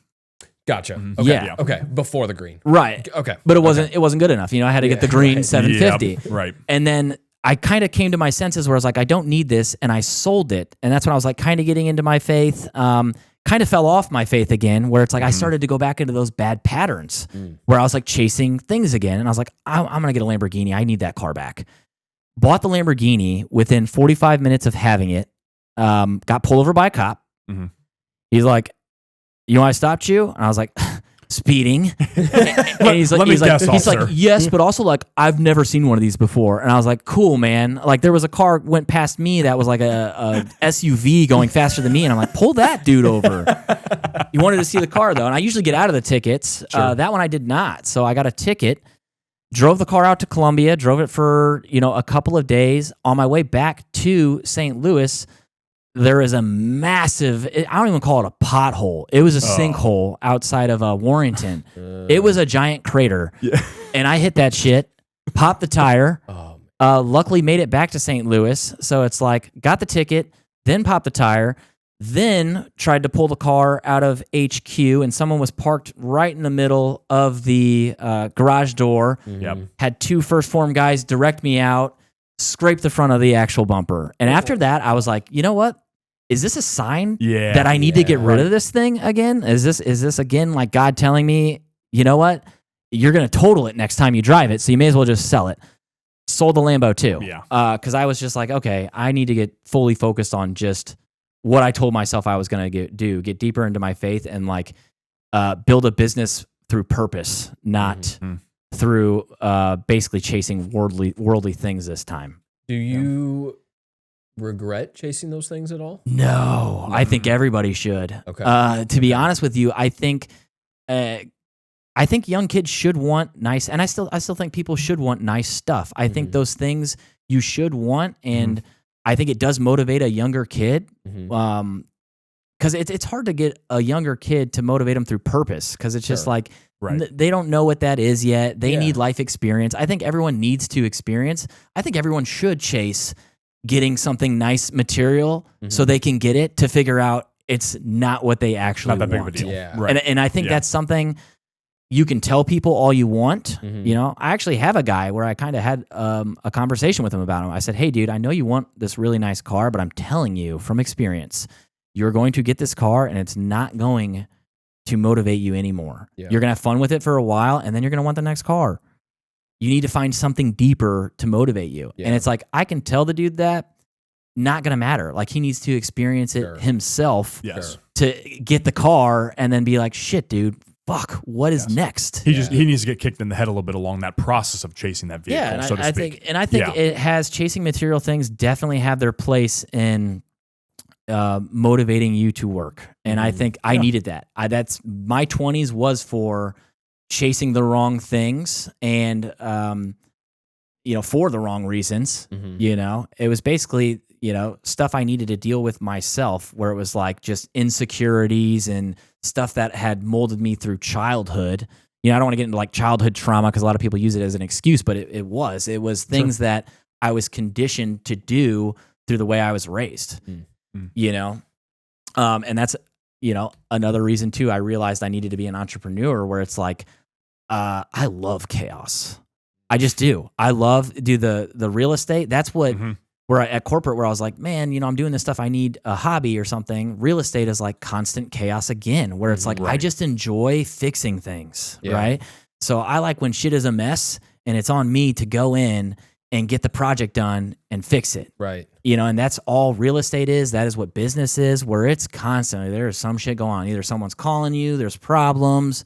You got to figure out a way to manage cash flow, to get certain things done, to reinvest. And it's like, that is what excites me. It's the constant fear of it's the unknown, and I didn't have that anymore at corporate, where it was like, and I could have, looking back now, I could have took it upon myself to learn the new skills I needed to learn as a business owner. But it's like, I learned better through experience. I needed to actually get thrown in the fire and have those responsibilities in order to learn those skills to make that happen, Yeah. And I didn't do that at the time at corporate. You know, if I would have, I could have done a lot better job, but it's just I didn't learn those skills yet. You know, and that's where I was at corporate, where it was just like, you know, I didn't see myself doing, you know, teaching other people to do the business when I want to do it myself, you know, and I needed that new excitement of learning new skills and constantly being pushed and developed, you know, because, dude, it's hard being at the top. Like, you got to be a self-motivator, because it's like, you got to call yourself out. You know, you can't sit there and be off your game long, because it's like your business is in stake when that happens. Yeah. You know, and I did actually appreciate that when I was at corporate, because like dudes don't call out their bosses. When I'm like, dude, call your boss out. Like, call me out. If you see something I'm doing wrong, call me out. And at first you get like a little ego hit where you're like, damn, Yeah. like I just didn't do something the way I should have did it. But then you're like, you know what? I respect that kid. The last time it happened, I think it was like it was an hourly dude called me out for something. And I was like, that kid had ultimate respect for me right away. Yeah. Where I'm like, Wow. you had the balls to call out your boss. And like, that's what needs to happen. It needs to be, Andy always used to tell me, dude, you can lead from all positions. A title does not matter. So it's like, just because you're not a manager, if you see something that you know is not the standard or part of the culture, you call it out. And that's how you develop that environment of everyone constantly getting better, is like everyone is holding each other accountable to the standards and core values they know. And that's hard to do when you start to get into higher positions, because it's like people don't call you out. So it's like, if you're not getting called out, you got to call yourself out. And that's the hardest part of it is, you know. I feel like that's such a good indicator of a good boss too. You know, if the boss is actually saying, call me out, or is willing to take that criticism from an hourly employee, and that's in your example there. I mean, how many bosses can do that? How many bosses have the ego and they're like, yeah, no, you don't talk to me that way. Dude, my ego is gone. Yeah, and that's what it should be. I love it. I love it. And I still, everyone's got a little ego, you know. My ego is healthy now, where it's like I am still overly confident in my abilities and what I'm going to accomplish, and I will always be that way, where I've never once, and that's why I think I have gotten as far as I have in life, is like, I don't have a risk tolerance. Like, I will risk it to get the biscuit all day. And I never once in my mind think about, well, what if this goes wrong? I'm like, you know, what if it goes right? You know, and that's how I've always approached life, where it's like, you know, to my first rental, like, it was, looking back, dude, that the first rental I ever bought, you know, you read real estate books, and it's like, oh, you know, real estate's not what they say it is. You're not going to have meth heads, people who don't pay rent, your roof caving in, your AC's blowing out. And I'm like, first rental, meth heads, roof caving in, AC's blowing out. And I'm like, shit. It's like, they lied to me. Yeah. And dude, that's the thing is, I am so grateful now for my first rental, and even where my business is at now, right? So my first rental was, I did not know what I was doing. I read some books and I was like, I need to buy something. And the whole reason I got into real estate was, my sister was a bottle service girl at Wheelhouse, and she was desperately, like, I saw her lifestyle. I'm like, she doesn't want to be in this lifestyle. She's trying to make an effort to be a real estate agent, but she's not closing any deals. So I actually bought my first house from her, so she had some money, because I was trying to like send her clients and basically help her out so she could leave the bar life. That's family right there. Oh my gosh. You know, that's awesome. So that's what got me into real estate. So I bought my first house from her, and then my brother bought a house from her. And this is back before I was like really, really into real estate. And so I had that house now, and I was still chasing things. I was like, yeah, I got a house with a pool. I'm going to get a car next. So I got like an Audi A7. Nice car. Yeah. Nice car. At this point, you know, I was making six figures, and I had like $5,000 in my bank account, and I'm like, something's fucked up here. Excuse my language, but you know, no, it's fine. I'm just like, how is this possible? And then I started, you know, I had a employee at S2 who actually was, you know, I got really close with him. He was a great guy, and he's like, man, I love what this company taught me, but I'm going to go do real estate. And he eventually came back to me, and he's like, you need to do real estate, dude. Like, you're in a position where you should be investing. And I read one book. It was like Rich Dad, Poor Dad. It was actually Money Master Game. He mentioned real estate, and he mentioned Rich Dad, Poor Dad in that book. So then I read Rich Dad, Poor Dad, and I was like, I need to start investing. And that was at the time my sister, I'd already bought my house to help her out. right away I turned around and I basically bought a rental after that. Because there is like pretty easy ways to get into real estate for low money down. You always hear that, like, get into real estate for zero or low money down. And there is ways to do it to get in. Is that more the FHA Yeah, loan? it's called house hacking. Gotcha. And that's like, before we even, if we're going to dive into real estate, it's like the first thing I want people to know is it is not passive and you are not going to get rich overnight. It is the exact opposite. It is an investment. Unless you are going to sell houses, flip houses, and invest, real estate is hard, and I would not recommend doing it because there's a lot of unforeseen expenses. If you do not have a good job that is paying you good money to be able to handle an AC going out at any time or a roof caving in or any of that stuff, it's just not a good idea because you're going to stress yourself out. Sure. But everyone online will tell you, you'll make so much money in cash flow, you're going to get so rich, and it's like, nah, that's not what it is. You're building basically your retirement. It's your net worth. It is a good investment though. Like, I could get into stuff all day on why it's beneficial opposed to other investments. But that's the main reason I got in was just to help my sister out. I don't think I've even told her this, but I just wanted to see her get out of the bar life, dude. Yeah. The grind. Yeah. Yeah. And right away I read that book. So I was like, okay, well, I have this fancy car and I have this house with a pool. Like, shit. So I moved into my basement, rented out both rooms, sold my car, got a Chevy Cruze, and basically I got on my investment path where I was like, okay, no more making six figures and having $5,000 in your bank account, right? Yeah. So got 2 roommates. Man, interesting. Very interesting. One was a girl. One was a dude. We had opposite lifestyles. Like as I was waking up at 5 a.m., he was coming home from the bar. Oh, wow. And I always told him, I said, hey, dude, you need to start reading books. Because he was like, what books are you reading? And he's actually he started reading a little bit. He's doing pretty well. And he hits me up now for like some investment advice. But that's what I did. I immediately, after reading that book, I had like a eye-opening experience where I'm like, dude, you got to start investing your stuff and you got to let the investment money buy the toys.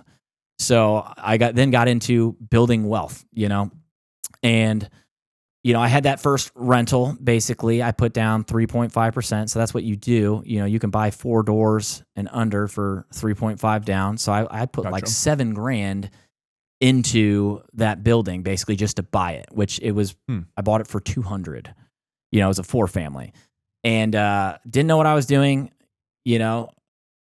meth heads. I did have a lady with stage 4 cancer, great woman, but she wasn't paying rent. And I was like, I'm not going to ask this lady for rent. It's COVID. She don't have money. Yeah. And then we had one just vacant unit. And then I basically got started to rehab. And over time, I basically used these buildings as like, I ended up renting them to S2 guys, right? So that became kind of my business model where I'm like, let me stick some S2 guys in here and give them really cheap rent so they can basically stack some money. But also, like, a lot of them just need to get out of the environment of living at home, especially if their parents are negative. And it's like, and parents mean well. That's what I realized is like, Of course. It's not that they're negative. They think the advice they are telling you is the best advice because that's what they think you need. When in reality, it's like, you know what you need. And it's like the best advice is just to follow what you want to do, and pursue your dream or your path. And a lot of people will just do things to appease their parents, which is, nothing against that. But it's like, if guys get out of that environment of living at home and could have cheap rent and be next to their other S2 boys and they're all on one mission living in, it's basically an S2 frat house. Sure. But that was my first rental. I made it like an S2 frat house. But of course, like, I still had that meth heads on the end, which I figured out they were meth heads later. But it was like, that was my first real estate experience. Everything they told you what that wasn't going to happen happened. And it's like, I put a camera up and within not even 24 hours, here comes a meth head driving 60 down a one-way, almost hits a lady in the road, rips his e-brake, almost hits one of my other tenants' cars. And it's like, that was my first experience of looking at the camera of my first rental where I was like, holy shit, what did I just get myself into? Yeah. And back to what I was saying, though, is like, I was grateful for that situation because after I dealt with that one property, dude, the next property I walked, I was like, this is what it's supposed to look like. You know what I mean? I'm like, I will buy this. It gave me the extreme confidence to start buying bigger deals. Like I jumped from 4 to my next purchase was basically a 6-family that was Airbnb. No one wanted to buy it because they're like, well, Airbnb is so inconsistent and not stable. I'm like, I'll buy it, especially if it's at a discount. I was like, I'll figure out Airbnb. Again, I was like, I had the ultimate confidence. I was like, I'll figure it out. Like, what's the worst? Nothing's going to happen. Bought that one, right away, got rid of the property manager. I think that property was bringing in, there were 6 units. I think it was bringing in 6,000. I got it to 15 within 3 months because turns out a property manager for Airbnb, all they do is click a button and they're like, this guy looks good. That's what you do. And then you call a cleaner or maintenance guy to come fix it up, right? Yeah. So it's like... So he wasn't actually doing anything. No. Right? As soon as I figured that out, I was like, I'm paying you 10% of everything to click a button? It's like, looks like I'm going to save some money. Yes. Here. I'm like, and you're gone. Sorry, nice lady, but you got to go. And that was my next purchase, which I did, again, I after realizing how business is now, I jumped into real estate at a perfect time where you could throw a dart at a dartboard and you're hitting something good, right? So the economy was a lot better and it was a lot easier to get it. Like everybody was making money. I was like, holy crap! Like I'm cash flowing a shit ton from this real estate, And I made my initial investment on that one back within year 1, which is unheard of. That doesn't happen. Okay, that's 3% interest rates made things way easier. Gotcha. So to that's cash unusual. flow. Yes, and of course, me jumping into real estate, I didn't realize 3% was like an unreal rate, or I would have like bought way more stuff or tried to at least, But jumped into the Airbnb, figured that out quick, got 6 units, went to the same owner, ended up house hacking again, where it's like every year you can jump out of the property you were just in and refinance your loan into what's called like a conventional loan. You can have 10 of those out at one time, and you can just go use that FHA loan again. So I jumped into another 4-family, basically, and got that one for basically nothing down. Turned it into an Airbnb. I lived in 1 unit, rented out the other 3. I got rid of my rent. Like what people don't realize is your rent is your biggest expense. So if you can get rid of your rent, now you are stacking more money throughout the year. Yeah. Your next one is your car. Yeah. So stop buying stupid cars to look cool because no one cares. There you go. You don't buy something that gets you from A to B if you're in your 20s. Yeah. Pay it off, stack the rest of your money. And it's like you have to do this stuff to get ahead now. Like it's just, if you're going to live above your means to impress other people, you are going to be behind. And it's like, that's what I try to preach to people now, where it's like, dude, get the car that gets you from A to B, stack your money.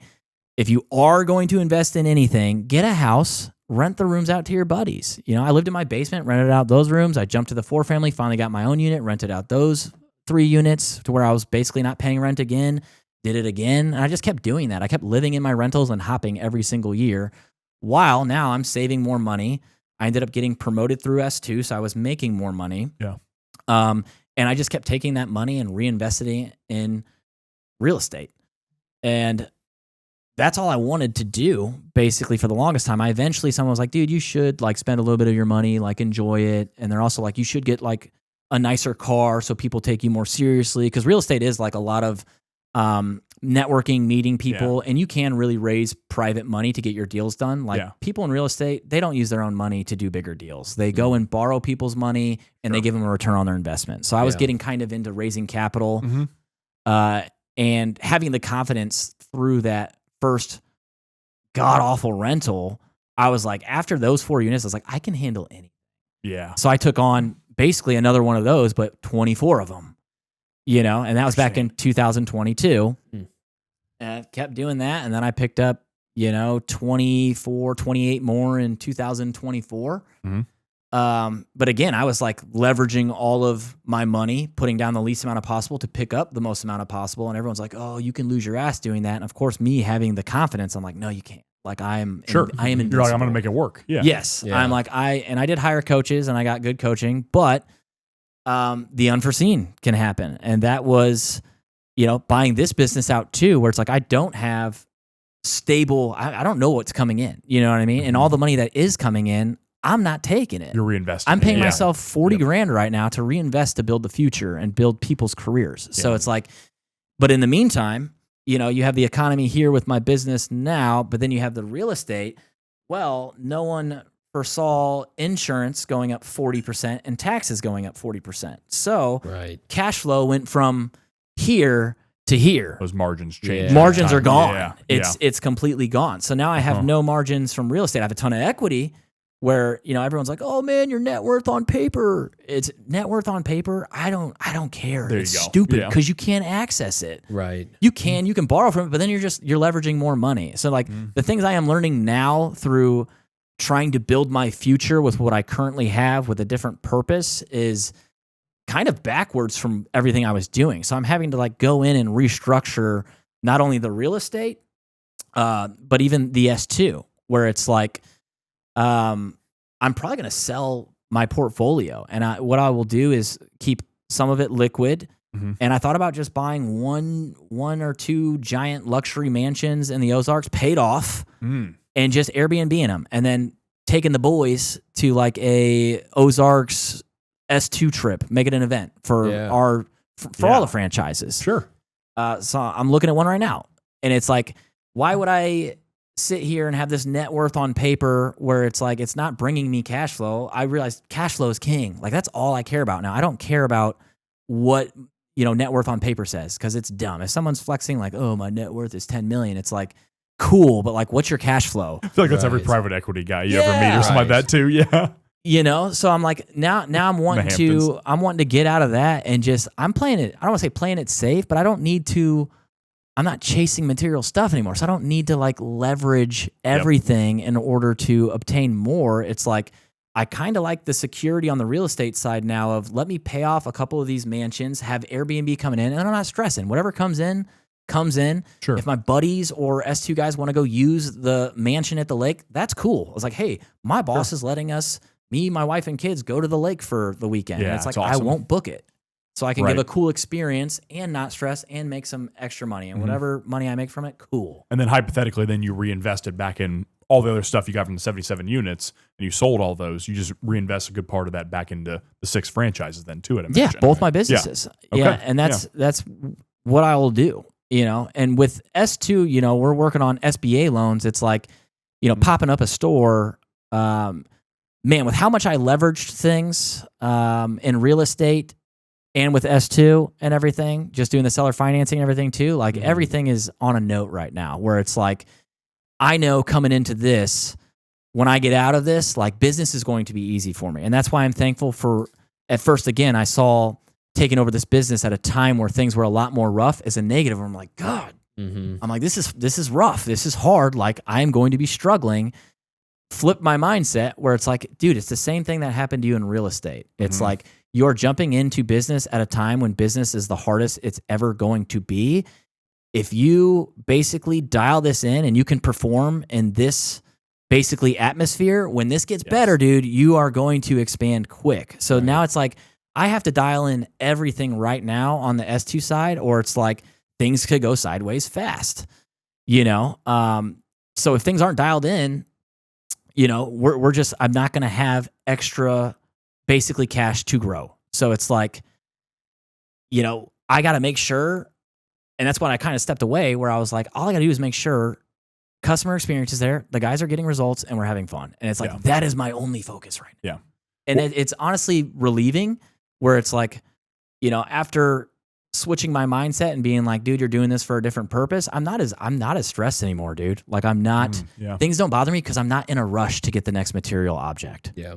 I am like, I have gratitude from where I'm at and I know what I'm going to build. It's just now developing humans, giving an experience and like growing our communities. And it's like, it's awesome. The guys it's starting to click for the guys too, where it's like, they're getting out in the communities, building friendships. And they're like, dude, like, people are coming in and hanging out and like we're building a customer base. It's like these people want to hang out with us and they think S2 is cool. And I just don't think that was happening on the level it needed to happen before. So we're moving in the right direction and I'm fully confident.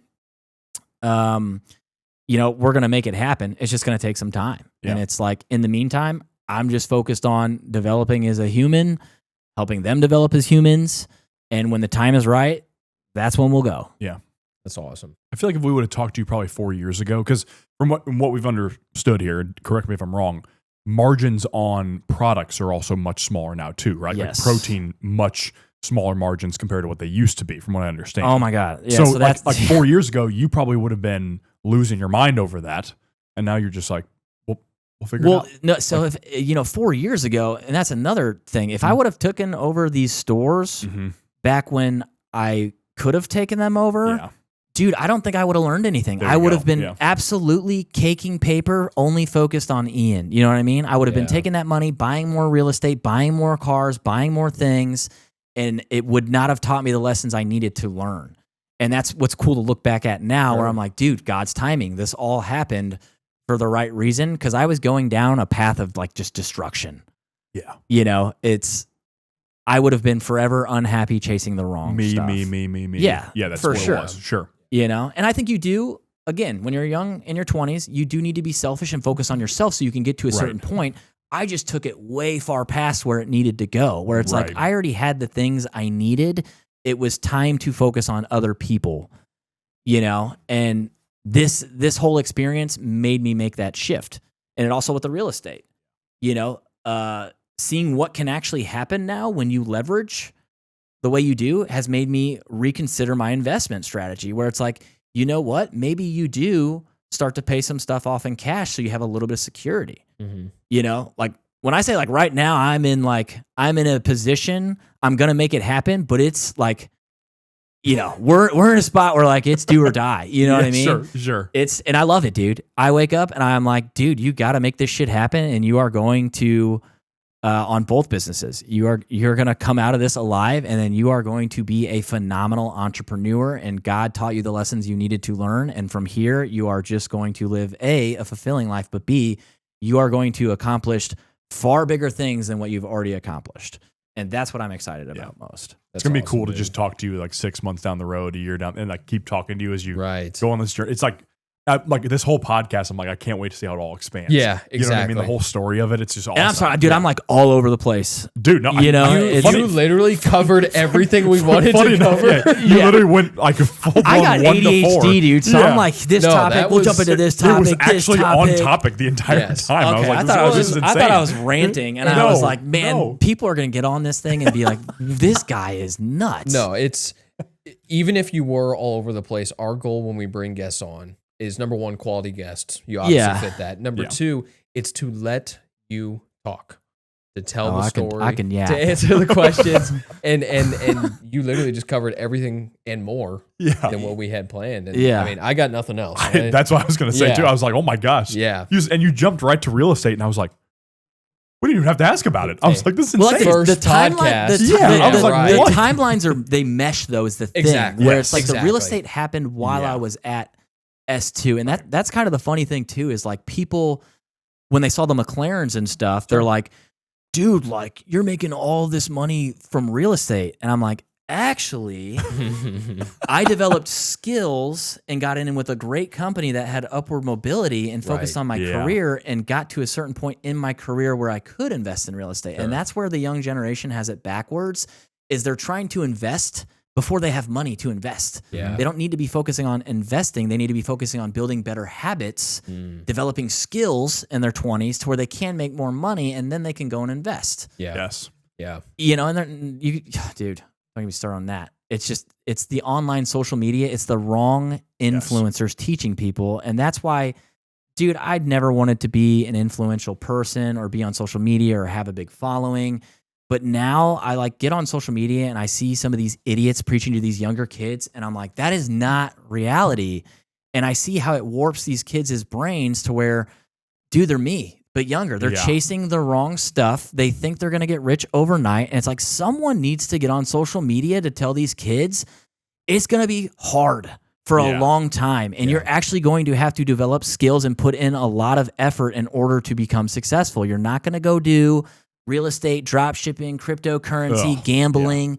It's like all these dudes online sit there and sell you a coaching program. And what these guys don't realize is these dudes selling programs actually don't make that much money from their business. They know how to basically get the business started and going and make a little bit of money, but what they're selling you on is how to just get started and have a little bit of success. And what they're really making money off of is all of the programs they're selling. None of them ever created an actual business 100%. and it really excelled at it. Like, until you're making, 8 figures from something, 7, 8, and they preach that too, where it's like a lot of people don't understand gross revenue and profit. Where they get you is they're like, I made $1 million in real estate last year. And I'm like, gross or net? Because they give you the gross. Absolutely, and what people don't realize is, yes, you brought in $1 million, but of that million, how much did you keep? Right. Because if you're at 10%, you made $100,000, which is still great. Sure. But don't tell people you're making $1 million. Right. Because then that's what they think in their head. And they don't understand. The young kids don't understand the difference between gross revenue and net. The only three I could think of, and Wurtz, you'll probably agree with this, the only thing I could think of that are influencers, because they're not originally influencers. Andy is one that teaches actually good lessons to young people. A guy named Greg Lavecchia, I think it's pronounced almost exactly like Lavecchia, funny enough. I know who you're talking He's about. the CEO and like co-founder of Bloom Nutrition, I believe. Yeah, that dude's a stud. And then Dom Icavione. I love watching Dom too. His stuff is awesome. Yes. It's and awesome. they're telling it. Why I look up to those dudes is they're telling it like it is. Yeah. As you've done this entire time too. Yeah, but I used to think opposite until I got thrown in the fire, and I'm like, okay, dude, there is no escaping hard work. I tried all that stuff. Sure. I'll admit it. I tried, I did real estate, thought it was going to just make absolute paper cash flow. And it's like, it happened for a couple of years until it didn't. Yeah. I did do drop shipping a while back. I did make some good money from crypto, but it got taxed. I didn't see a lot of that. I actually got hit with a huge tax bill and learned a hard lesson from doing crypto too, where like I made a killing off crypto 1 year. And then the IRS came back and they're like, hey, dude, you owe us $80,000. And I was like, I don't have $80,000. Yeah. The IRS is so useless. Yeah. Gosh. Organization. I'm just not paying taxes.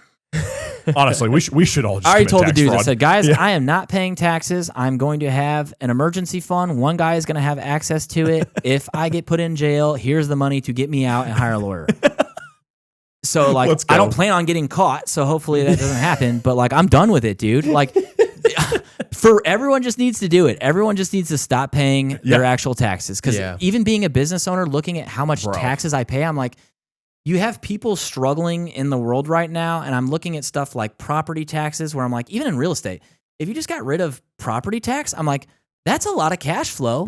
And the business owner can, basically make some good money and, basically keep expanding. But it's like, all the stuff they tax us for, it's like if they just got rid of some of it, everyone would be in a much better spot. Absolutely. Yes. People wouldn't be stressing. Without a doubt. It's crazy. Yeah. And funny enough, if literally about, let's say, I don't know, 50 million of us just stop paying taxes, then we'd be set. I mean, what are they going to do? Arrest all 50 million at this point in time? You know what I mean? I mean, dude, and again, real estate. People are like, "Oh, dude, you make so much money off real estate." My 24 unit I was talking about. Yeah.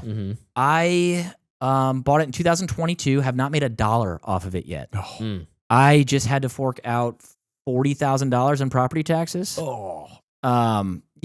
Because I play the strategic game of like, they don't come for you until you're 3 years behind. So I'm always 2 years behind. Exactly. So I had to pay that off because it's coming up on being 3. And my goal is just to sell it and then pay off the lump sum. So I'm not allocating my money towards taxes. I'm putting it elsewhere to make me more money, and then I'll pay off the taxes because I can't take my shit until I'm 3 years behind. Interesting. Right. So the things you just don't think about, like nobody knows this stuff. You gotta play the game, but I haven't made $1 off of that, and I'm I talk number. I'm just straight up with people. Like I've dumped $250,000 into that complex extra, made $0 off of it, and it's like it's been going on 5 years where I had to deal with the property management. Well, actually, I don't. I hired a property manager, but I have to pay her. And it's like just the maintenance, the BS that happens there. And it's like 5 years. So unless you're willing to wait 5 years to get a massive check in real estate, don't do it. Because if you don't have tough skin, you're going to get eaten alive. Yeah. Like I said, luckily I love chaos. And I also delayed gratification, dude. That is one thing I've never as much as I wanted all that material stuff, after I got into investing, I was willing to wait for it. You know what I mean? I've never bought something and stressed myself out at a time where I didn't need it. It's like I always 10% of my income of investment money is like what I will spend on exotic cars, houses. That's why you don't see me with a massive fat house, because I was like, man, I'm not at a point where I can handle a 10 grand mortgage on a house, and I don't need a massive house. Right. It'd be cool to have buddies over. You and Nash. Yeah, exactly. And it's like, that's why I'm about to live in a van. So Nash is gonna love that life. Yeah, he already loves life, dude. Like he's a golden retriever, dude. How can you not love that? Life? That has been the coolest thing about being an entrepreneur now, where it's like I bring him in the store every day. He's with me 24/7. Yeah. Where I feel like such a good dog dad now, where it's like, dude, I got spots at every single store where I throw the stick with him when there's some downtime. He comes on the car rides. He sleeps with me every single night, regardless of where I am. He loves going out and greeting customers. And like, dude, I've had multiple comments where customers are like, you should get one of these at every store. They're like, this is just a great, like, I love the atmosphere in here. Like, I've had someone cranky come in and Nash goes out wagging his tail and they greet him. And they're like, just give me 1 second. They get nice real quick. And then they come back up and they're like, I'm like, what brings you in? They're like, well, I'm just looking for if you can help me out. And it's like total tone change where I'm like, yes. He's your best salesman. Dude, and I bring him to events too. And I didn't do this intentionally, but I went to an event in Peoria. It was a giant CrossFit event. And he was sitting at home. And I was like, you know what? I'm going to go grab my dog. And I brought my dog out to the event and he just sat next to the booth and everybody came up to the booth. And at the end of the event, this guy comes across and he said, hey, man. I said, what's up? He said, I saw what you did there, and that was genius. He's like, you're a marketing genius. And I was like, what are you talking about? He said, the dog. He's like, you went and brought the dog. Everyone came to your table, was lit up, and then you started giving them samples of stuff, and they tried it, and they were all engaged. And I was like, I'm going to be honest, dude. I just went to go get him so he could get some stimulation. Like, I didn't even think about that. I just like hanging out with my dog, dude. Yeah, the dude was right, though. Like, everybody came to the table because they want to pet a golden retriever. Right. So I was like, event hack, I just bring him everywhere because I'm trying to make up for the time that I didn't spend with him for the 2020 to 2000. I mean, dude, it's been 5 years where it's like I felt pretty terrible. So what? He's about 6 now. He's about to be 7. 7, yeah.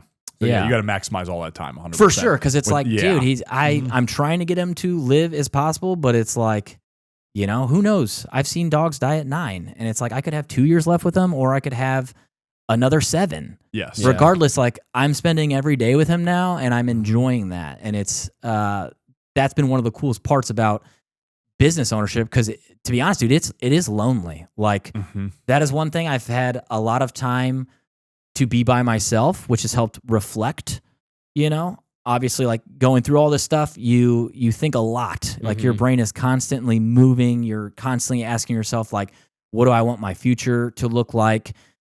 How do I get to the next point in this business? Who do I need to develop? What pieces do I need to move?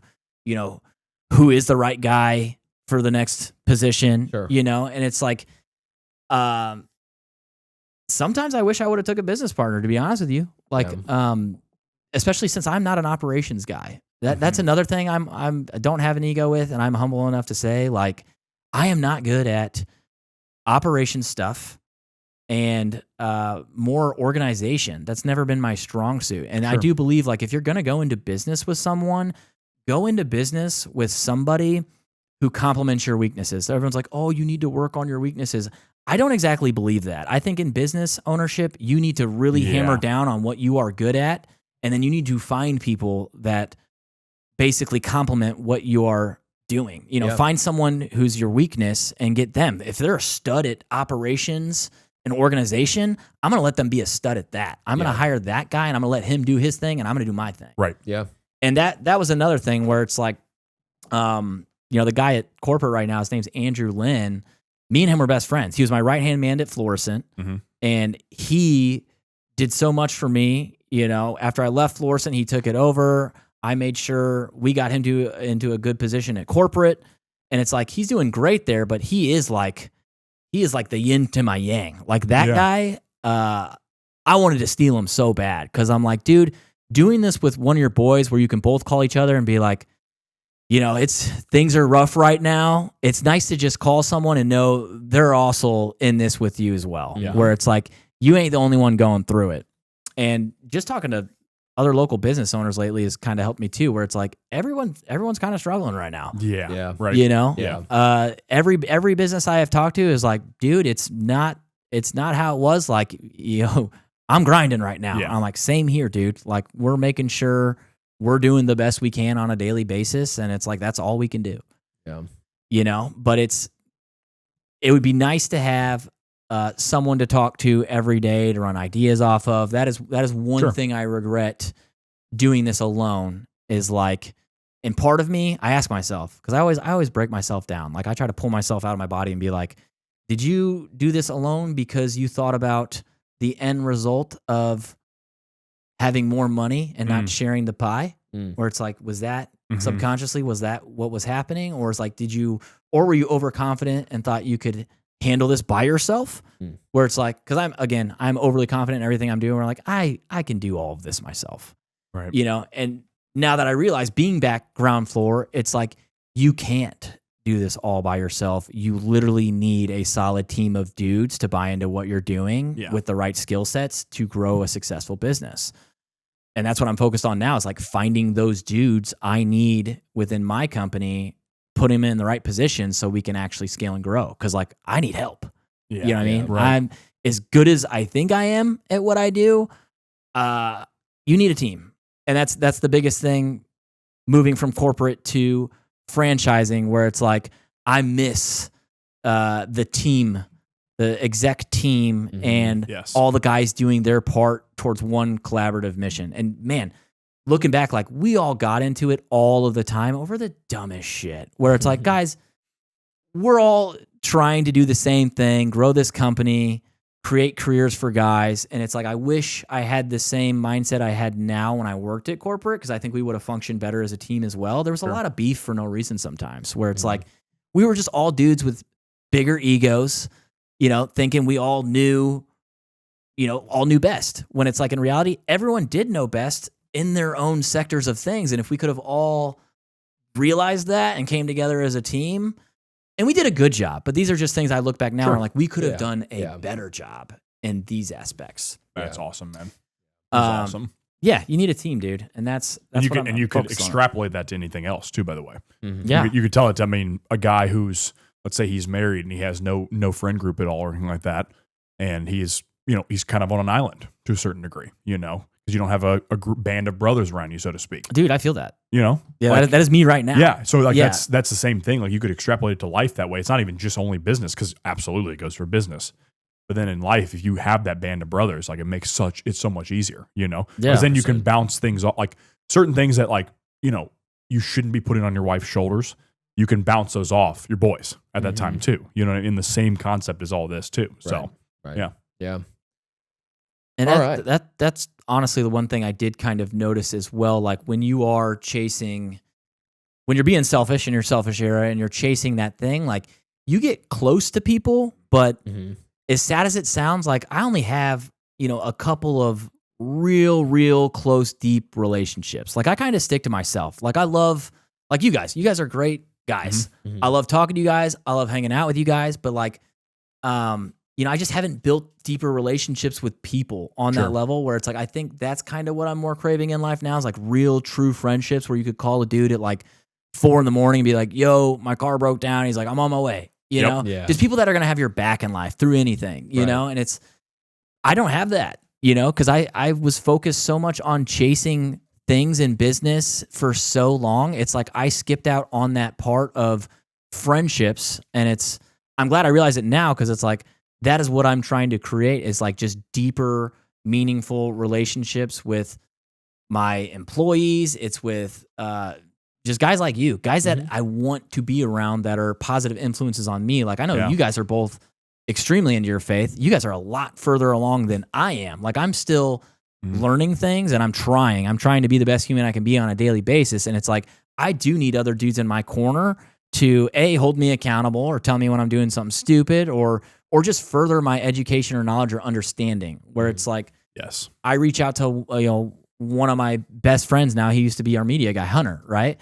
Oh yeah, of Deep course. in his faith. Mhm. It's like, we started as, a boss employee relationship, and it's like, it ended up developing over time. He's one of my best friends now, but I go to him for a lot of faith stuff because I know he's the one that kind of got me into it and got me to actually go to church for the first Very, time. very awesome. good dude. Bates Yeah, is a he's great a dude. phenomenal guy. Yeah. And those are Yeah. the types of guys I want in my corner. I want the business guys, but I also want a mix of both, Awesome. Yeah. I try to have, and a mentor told me this a while back. He's like, you need 3 friends groups of people. You have the dudes doing the same thing as you, whether it be, other 30-year-old dudes, entrepreneurs working on business, because you gotta be able to relate and talk to them and let each other know you're going through the same shit.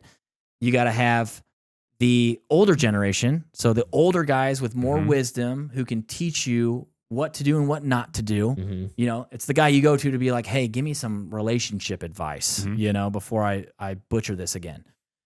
Older guys like that, or even older business guys. And then you have the younger generation where it's like the dudes that used to be where you are, who you need to be that guy to give them advice so they have that guy in their circle. So I try to live by that now, where it's like I try to make sure I have the older mentors, the dudes doing what I'm doing to keep me sane. And then the S2 guys are my younger generation, where it's like I am responsible for these boys, basically. Awesome. Yeah. And it's awesome, dude.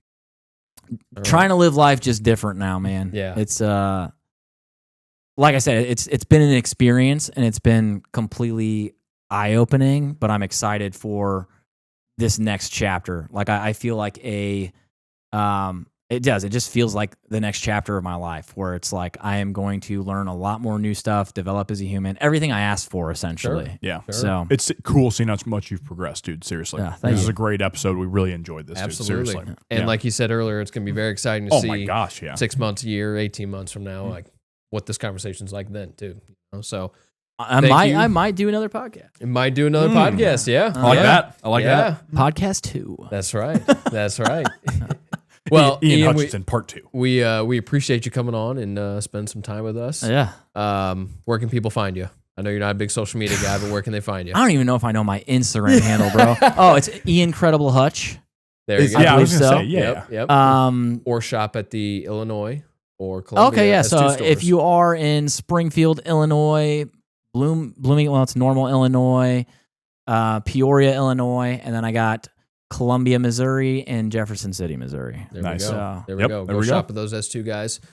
As always, please remember to share the show. This is a great episode, very educational, fun, funny, just great stories here from Ian. So share the show, your Instagram stories with your friends, your family. It's free, it's easy, it helps us grow a ton, helps us continue to get on great guests like this man here.